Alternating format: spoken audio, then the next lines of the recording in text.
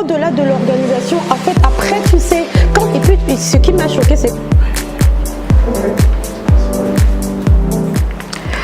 le peigne par-ci, le peigne par-là, limite une obsession.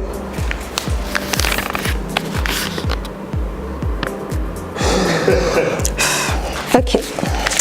Alors c'est quand même en fait un truc de fou parce que le 8 mars c'est pas devenu l'obsession, c'est devenu pratiquement une maladie.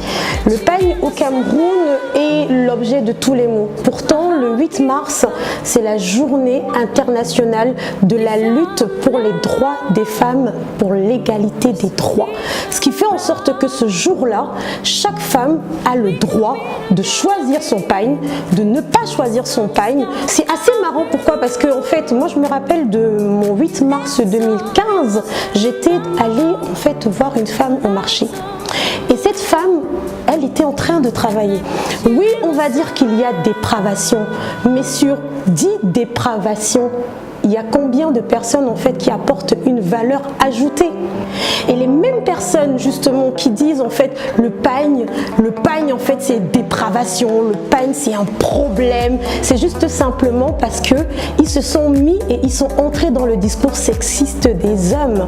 C'est très important en fait de se rappeler que non seulement le peigne, ce n'est pas juste qu'un bout de tissu pour soulever le cabas, c'est un bout de tissu quand même pour dire je suis une femme, j'existe.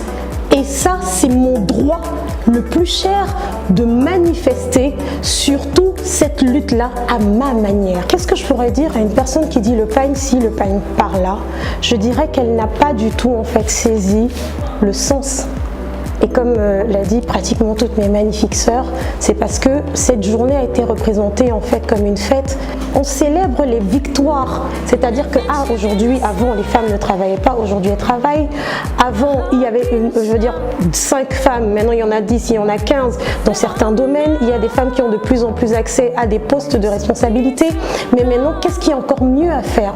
Ce peigne en fait justement, ce que je voudrais dire à ces personnes, c'est de se recentrer réellement sur les débats, c'est de pouvoir ne pas oublier qu'en le faisant, nous les femmes, c'est nous les perdantes, parce qu'on va en rang dispersé.